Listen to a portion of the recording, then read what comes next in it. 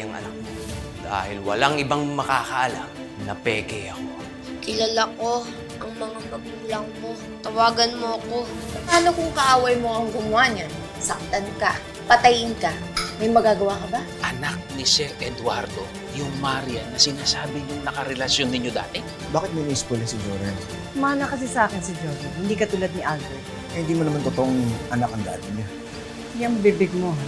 Makita daw kami nung nagpadala ng sulat. Kung iiwan man niya tayo, hindi ako handa.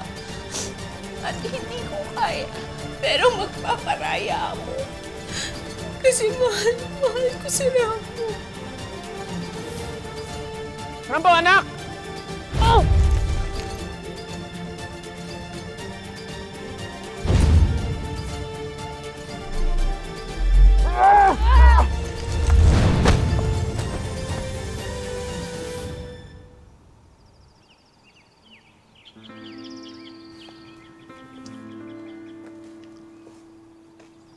May I join you? Sir Eduardo, of course. Yeah, have a seat. Thank you.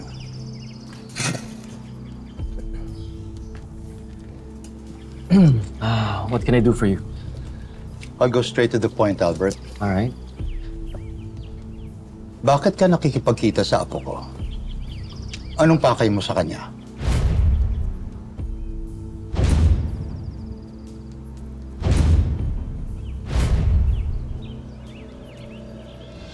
Gusto ko lang po makipagkaibigan sa apo niyo.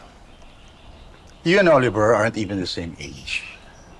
Halos mag-ama kayong dalawa. I used to know his mother, so I thought it would be a good idea kung magkaibigan din kami ni Oliver. Walang naikwento sa akin si Maria na naging malapit ka sa kanya. I understand, and I hope you don't mind na magkaibigan kami ni Oliver. Sir Eduardo, naiintindihan ko po. Alam ko kung anong iniisip ninyo, and this has nothing to do with politics. Well, you can't blame me. I'm just being cautious. Of course. You know your mom. Puro politika lang nasa isip niya.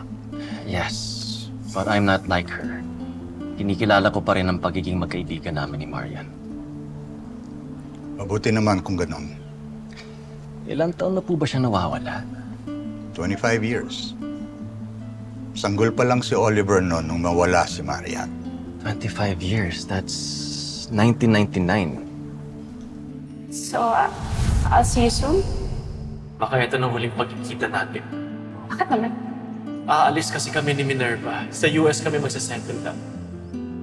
So, this is goodbye then. For now, I wish you well, Albert. salamat. Ba't mo naman nasabi yan? Ba't hindi ko siya nakita nagbuntis? Tinago niya talaga ang pagbubuntis niya.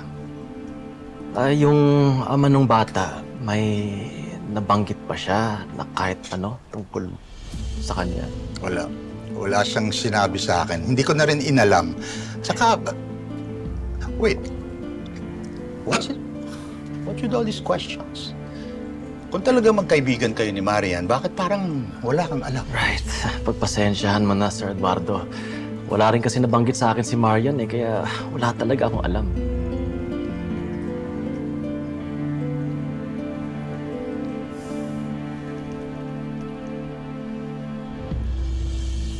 Rambo! Rambo!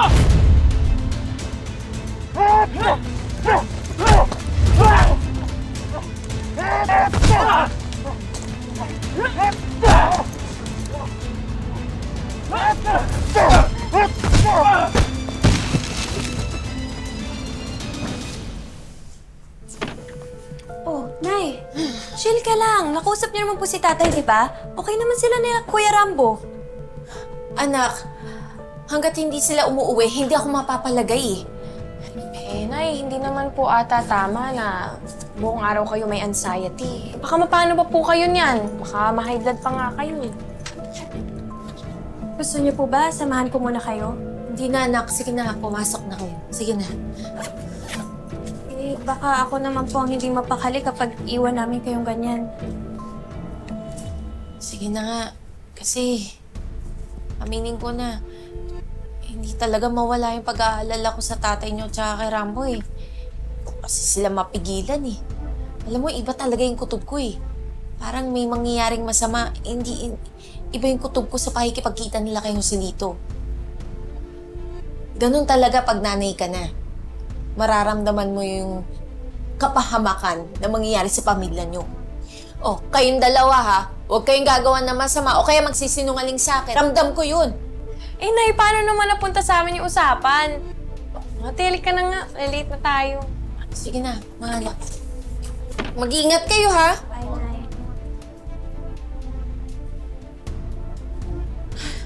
Bakit naman kasi ganito yung kutob ko eh.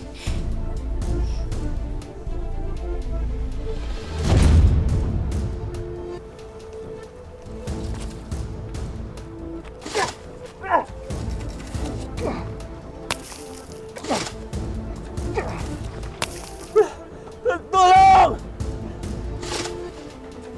Tigilan niyo! Tigilan niyo yan! Sino ka ba? Tama na! Tulong! Tulong! Saklolo! Saklolo! Hoy! Anong ginagawa mo? Saklolo!